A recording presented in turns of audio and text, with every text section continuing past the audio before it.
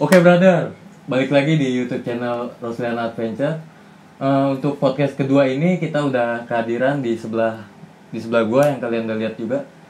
Dia juga salah satu member Roslian Adventure. Dia bakal nyeritain pengalaman dia selama mendaki Gunung Guntur. Setelah briefing apa aja yang bakal lu ceritain nanti, pokoknya seru deh. Kalian harus nonton sampai habis video ini, oke? Yaudah, biar nggak lama-lama, langsung masuk aja dulu bumpernya.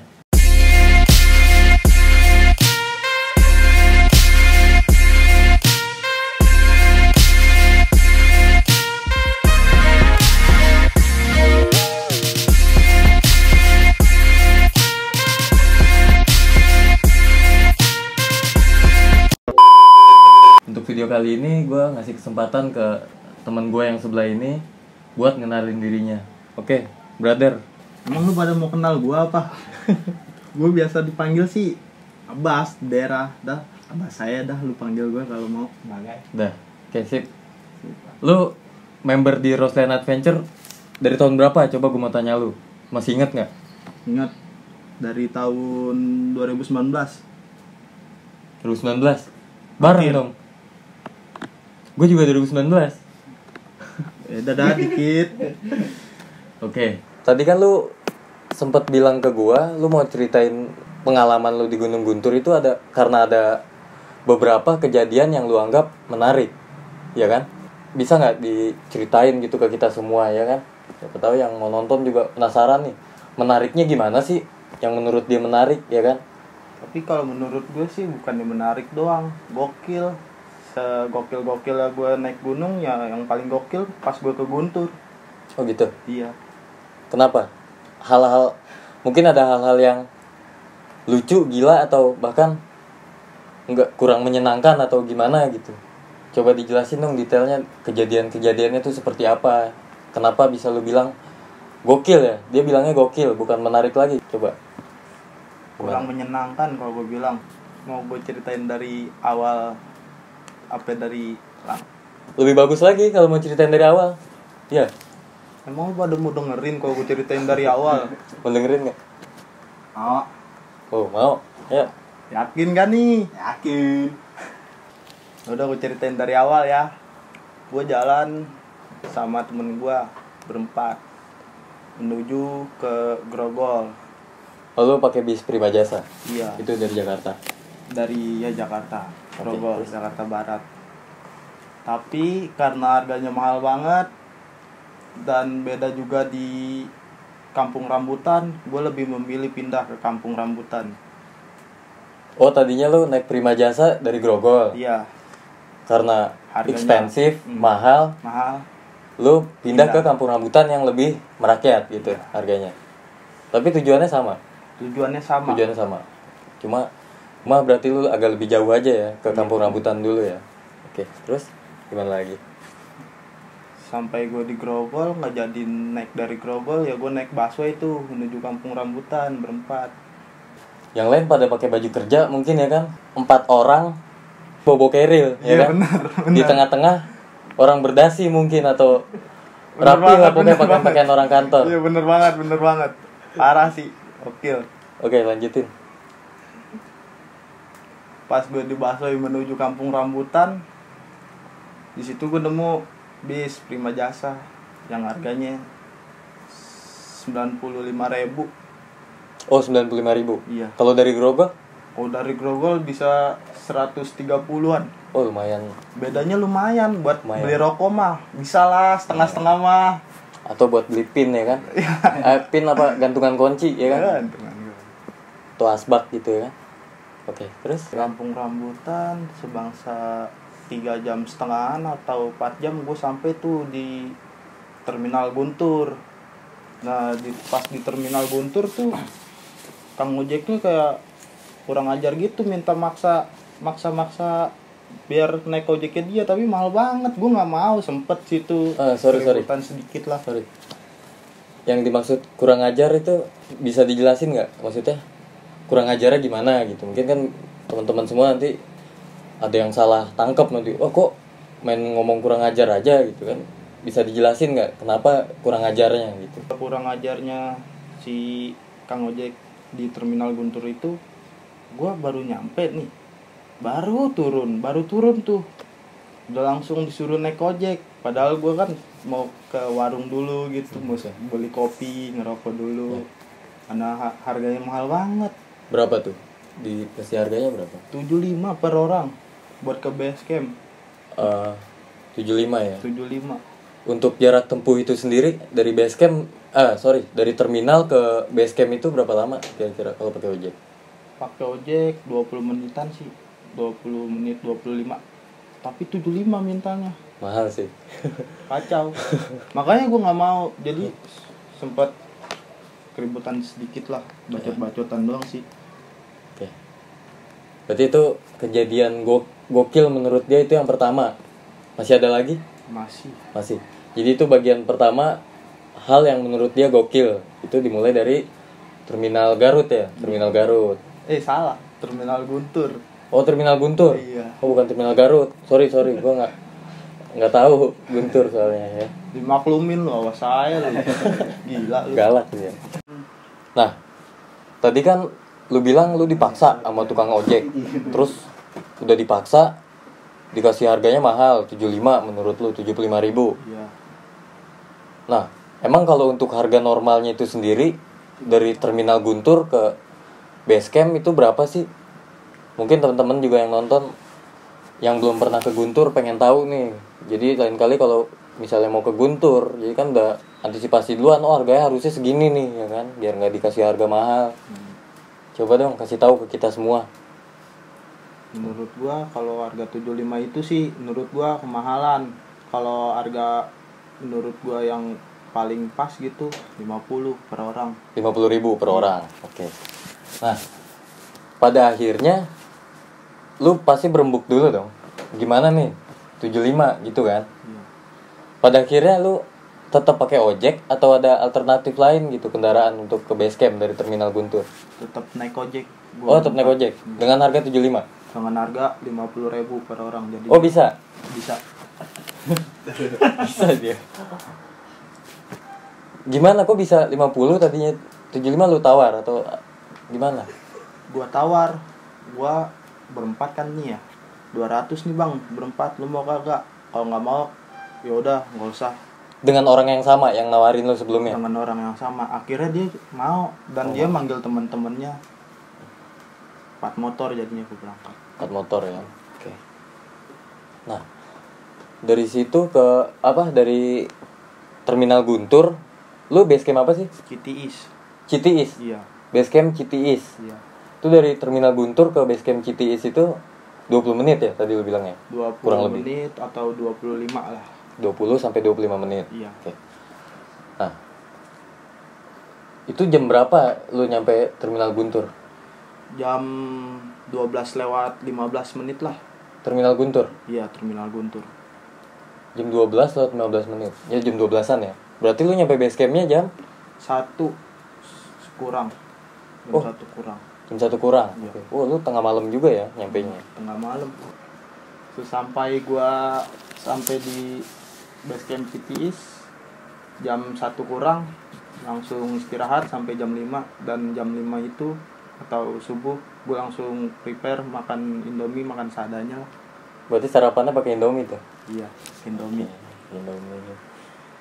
Ya, nggak apa-apa lah ya. Yang penting isi perut dulu ya. Yang penting sarapan. Biarpun seadanya daripada nggak sama sekali. Ya. Berarti lu mulai start pendakian tuh dari base camp jam berapa? Jam 6. Jam 6 pagi. Startnya. Berarti rata-rata mulai jam 6 ya. Yang kemarin sebelumnya yang ke Pangrango si Mamat sama Waje juga jam 6 katanya. Setengah 6 mereka, setengah 6. Ya emang lebih baik sih pagi. Iya sih. Bagus. Oke. Terus coba ceritain lagi dari awal lu untuk persyaratannya ke Gunung Guntur nih misalnya. Lagi lu waktu itu pas di masa pandemi gini ya, udah tapi belum separah gini mungkin ya dulu. Belum separah ini dulu. Tapi pandemi. Tapi udah masuk masa pandemi udah juga masuk ya. Pandemi. Oke. Itu persyaratan apa aja sih selain surat sehat? Kalau surat sehat kan udah umum lah, rata-rata sebelum pandemi pun surat sehat itu dibutuhin gitu di persyaratan kalau kita mau naik gunung. Nah, kalau pandemi ini ada tadinya surat sehat doang atau sekarang ada tambah surat apa? Surat-surat yang mengenai kita bebas COVID, seperti yang kemarin di Pangrango kan katanya pakai surat bebas COVID dulu.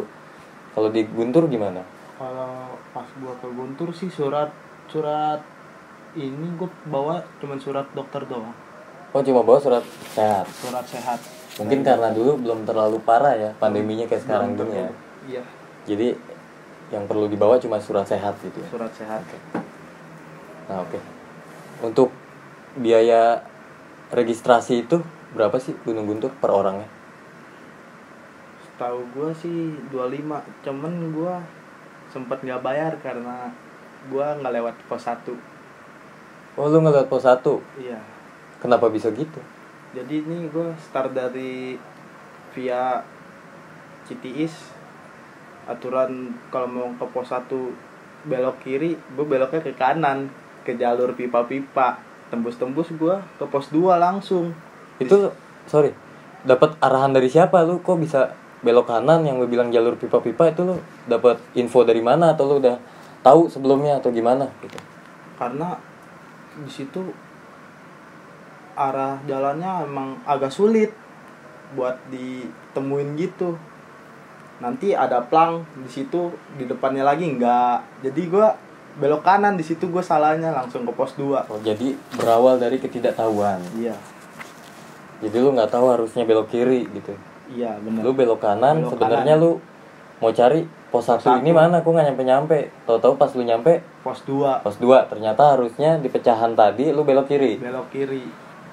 Berarti lu tidak sengaja lah ya. Enggak lu sengaja, emang sengaja biar nggak bayar gitu.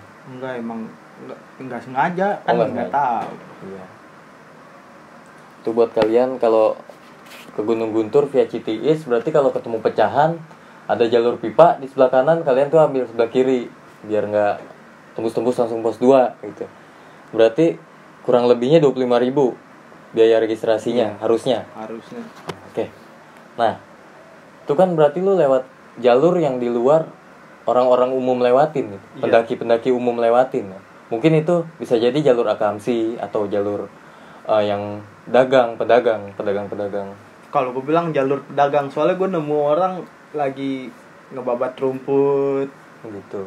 ngebabat bukan rumput sih, sayuran gitu yang buat dijual di pasar-pasar. Gue Ya.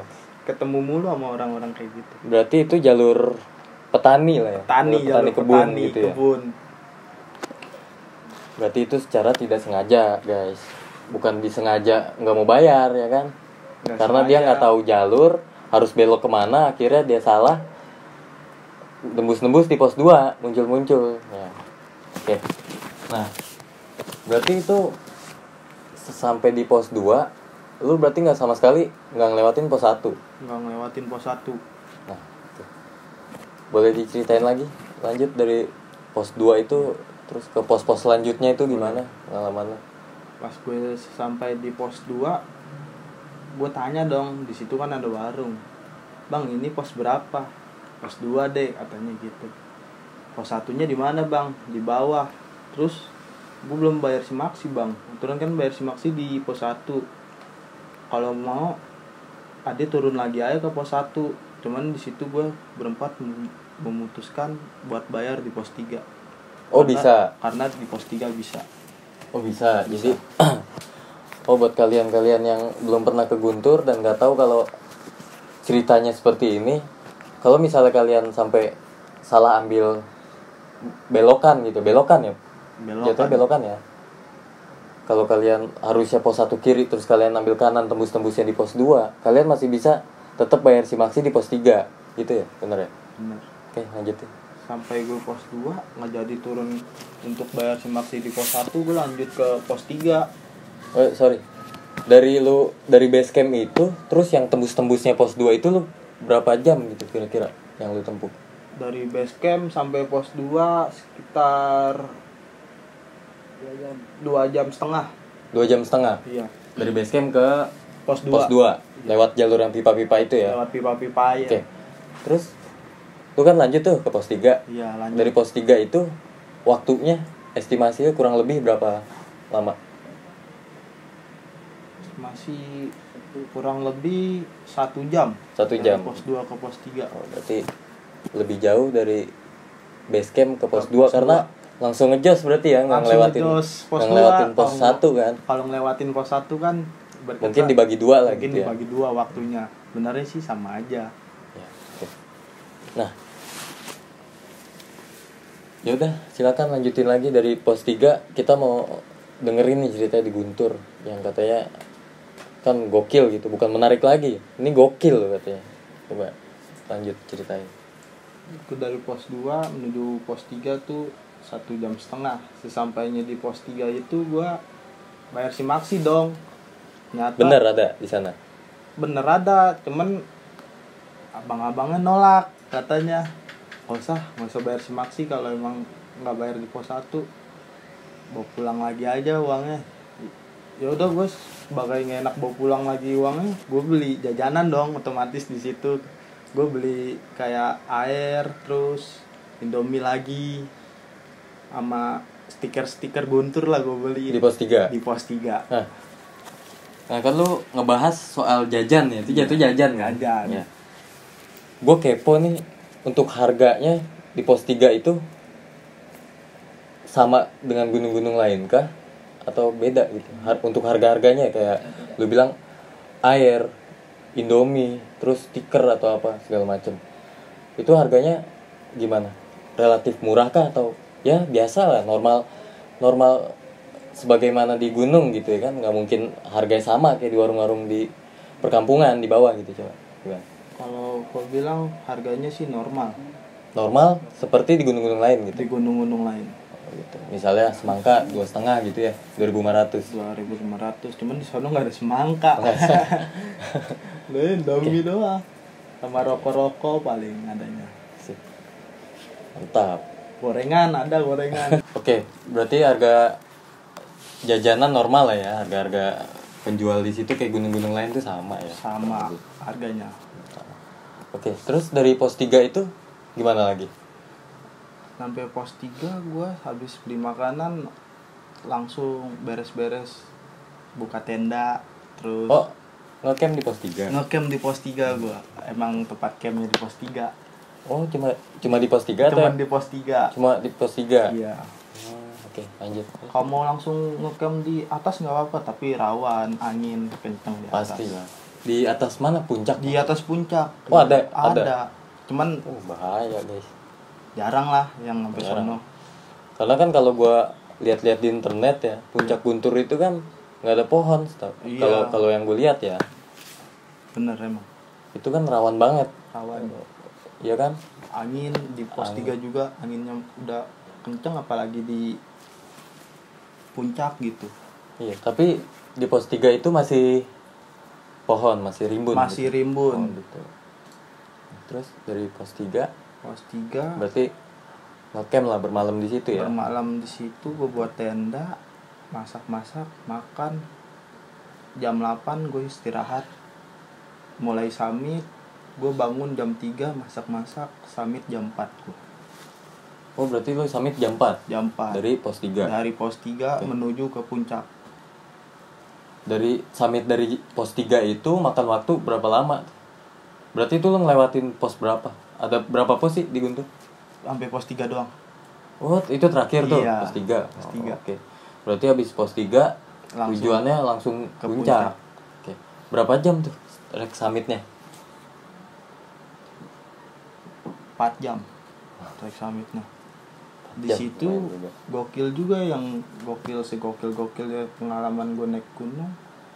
Dari gue summit nih, dari pos 3 sampai puncak tuh kabut. Dari Angin. pos 3 sampai puncak. Sampai puncak Berarti kabut itu dari- terus. Dari kondisi masih gelap tuh lu udah kena kabut. Udah kena kabut. Oke, terus Pas gue sampai puncak 4 jam 4 jam tuh ya, dari pos 3 ke puncak 4 jam gue sampai puncak tuh.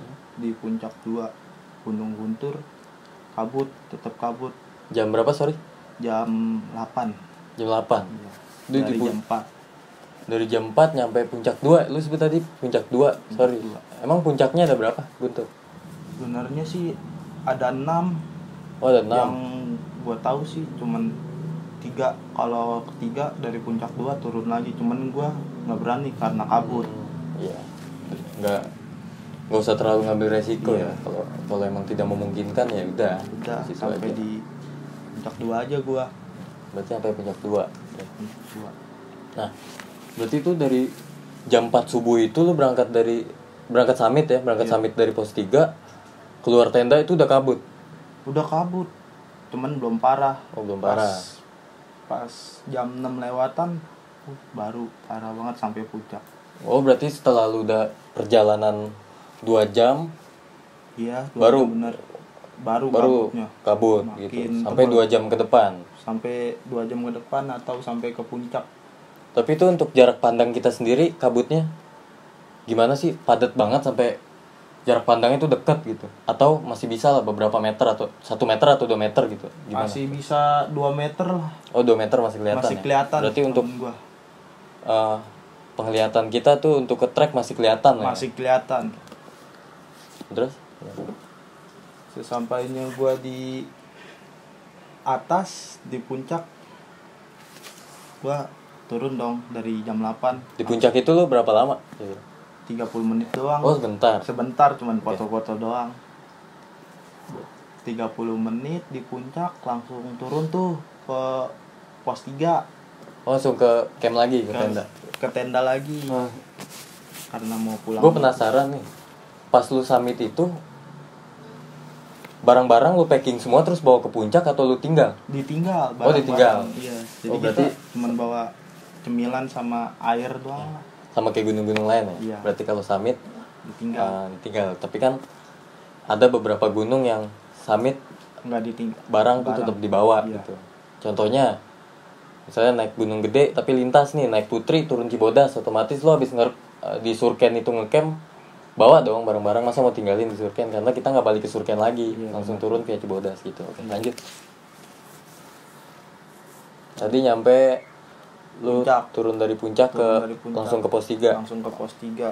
Pas turun sih cuman makan waktu 2,5 jam, nggak sampai. Oh, jadi naik 4 jam. Naik 4 jam. Turun 2,5 jam. Turun 2,5 jam. Oke, berarti ya emang rata-rata kayak gitu sih. Turun lebih cepat dibanding naik. Karena kenapa kayak gitu? Ya otomatis kalau kita posisinya naik, bawa beban berat gitu, itu kita kan bakal ada banyak makan waktu untuk break kan.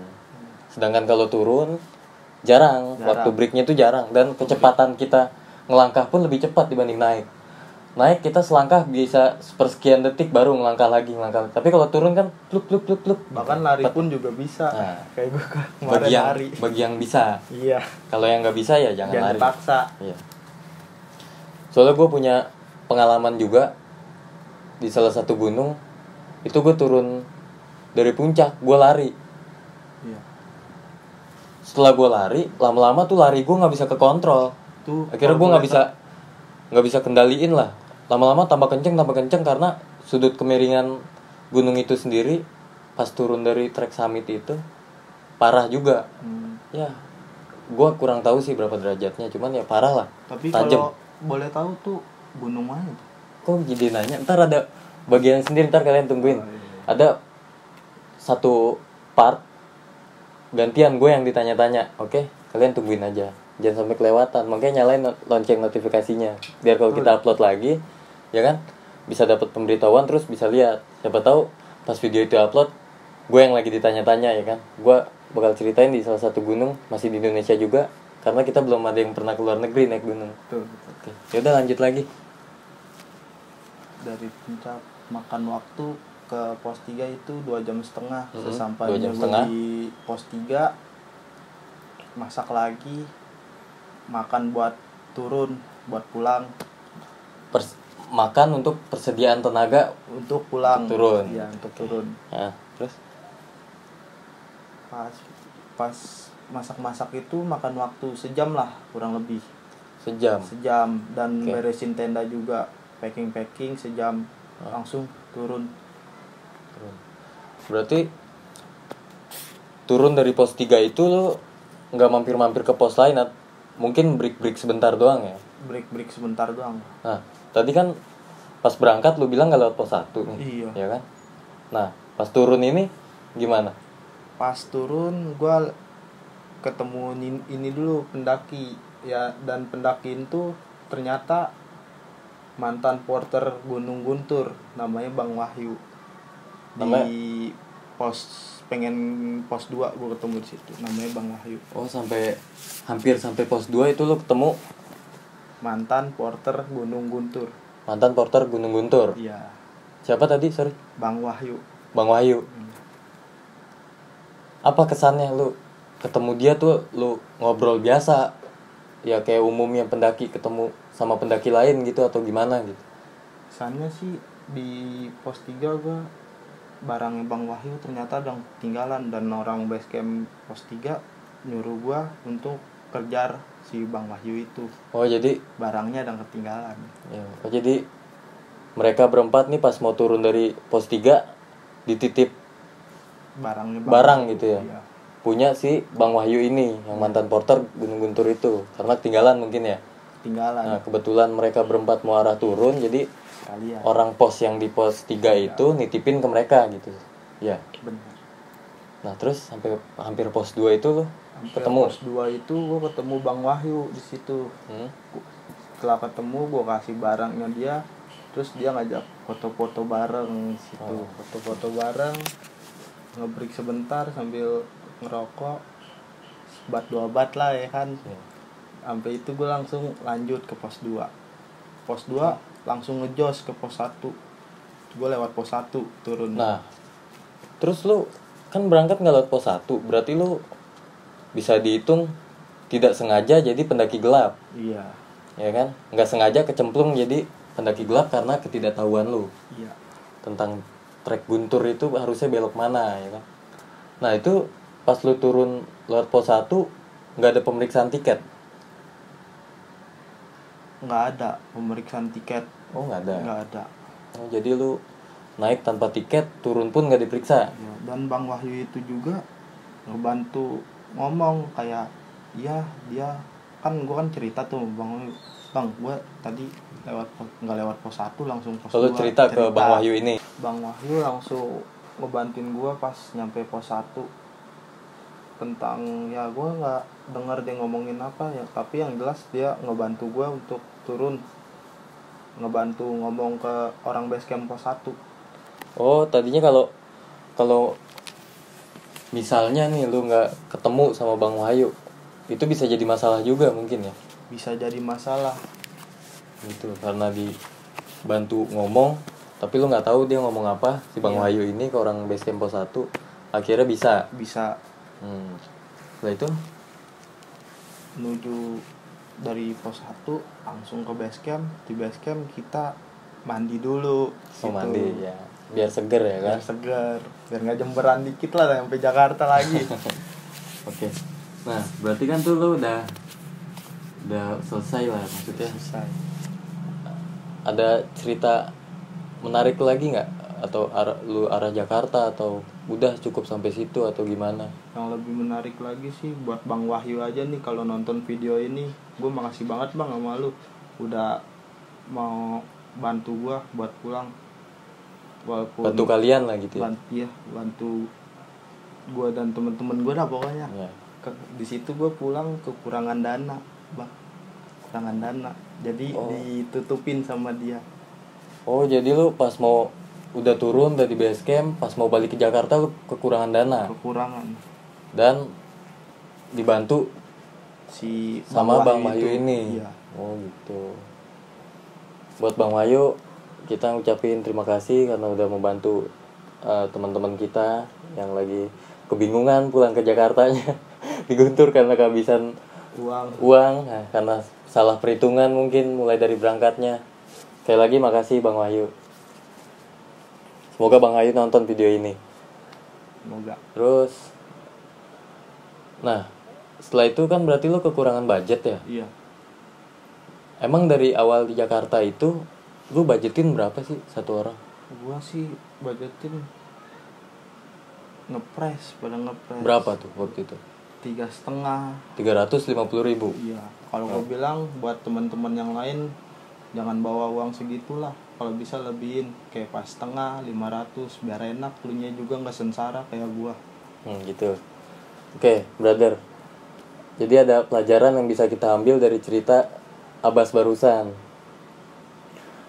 Lebih baik kita bawa lebih sedikit kalau ada daripada Sengsara di jalan. iya, soalnya kondisi kita jauh dari rumah, jauh dari saudara, jauh dari orang-orang yang kita kenal.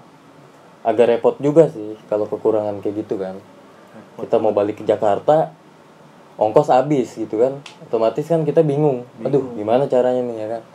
Nah, beruntungnya mereka tuh masih ada orang baik kayak Bang Wahyu yang mau membantu gitu untuk mereka bisa balik ke Jakarta. Kalau enggak kan belum tentu tuh. Bisa Mungkin balik semua apa enggak? berempat itu bingung banget kan. Bingung. Nah, ya jadi mendingan kalau emang punya dana lebih di rumah gitu, mendingan dibawa lebih lah kalau mau naik. Jangan Kalau mau press. ngepres nggak apa-apa, asal perhitungan kita dari awal tuh udah pas. Misalnya kayak orang udah, salah satu dari kita nih udah pernah ke gunung tersebut gitu yang kita mau tuju. Nah otomatis kan dia untuk kurang lebih biayanya dari bus, dari kereta atau pesawat, itu kan mereka udah tahu karena udah pernah. Jadi kan itu ya walaupun meleset ya melesetnya nggak jauh lah ya kan dari penentuan budget di awal. Tapi kalau sama sekali belum ada yang pernah, terus kita bawa budgetnya ngepres sesuai asumsi kita sendiri, itu takutnya kurang di sananya kan. Mungkin kalau kita baru sampai sana belum kurang, nanti kelihatan kurangnya itu pas pengen pulang gitu kan. Pas pengen Soalnya pulang tuh kelihatan banget kurangnya di situ jelas. Iya, soalnya namanya kita di daerah orang gitu kan, di luar jauh dari rumah, pasti ada aja biaya-biaya tidak terduga ya kan, yang kita nggak hitung dari rumah tuh toto keluar di sana kan gitu. Keluar, benar. Nah disitulah biasanya minusnya. Jadi buat pelajaran buat kita semua termasuk buat gua. Jadi lain kali kalau mau naik gunung atau mau bepergian kemana-mana nggak harus naik gunung doang ya. Jadi kalau bisa kalau ada dana lebih tuh ya siapin lah gitu dana lebih. Tapi kalau emang budgetnya ngepres banget ya diperhitungin dulu lah sematang-matangnya. Walaupun melesetnya jangan sampai jauh-jauh banget gitu. Oke, brother. Nah, jadi ini kan kita udah hampir di ujung video nih. Rincian budget deh. Rincian budget.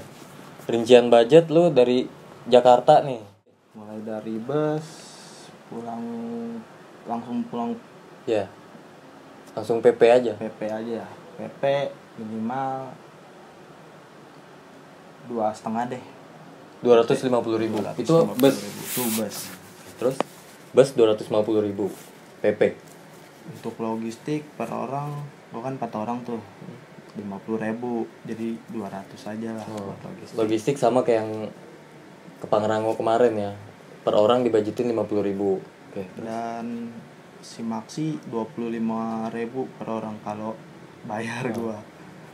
Registrasi Gunung Guntur via Citiis 25.000 per orang. Dan naik ojek dari terminal Guntur ke Basecamp Citis 50.000 per orang. Dari terminal Guntur ke Basecamp Citiis 25.000 per orang. Berarti pas turun ojek lagi. Enggak, tuh berangkat doang 50.000. Terus turunnya? Turunnya gua losbak. Oh, pakai losbak. Pakai losbak. Berapa tuh?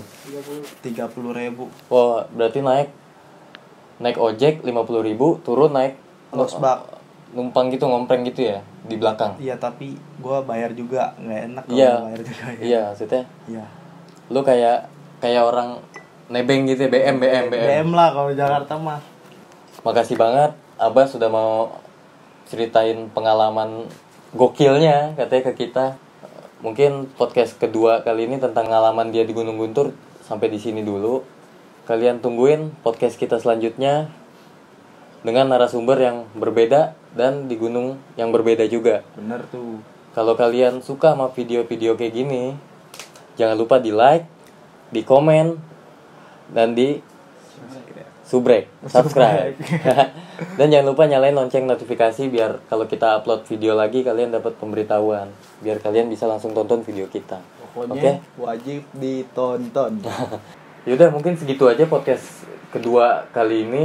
Kalau ada salah kata, kita mohon maaf ya. Maaf, jangan sampai nggak dimaafin, nggak boleh lu, Iya, dosa benar. juga lu. Dan kalau videonya masih kurang menarik ya mohon dimaklumi karena kita baru, ya kan. Awal-awal. Mungkin kedepannya kalau ada masukan, kritik dan saran dari kalian bisa membangun kita semoga bisa lebih baik lagi dari yang sekarang, ya kan. Oke, segitu aja dari kita. Salam lestari. Salam, mantap.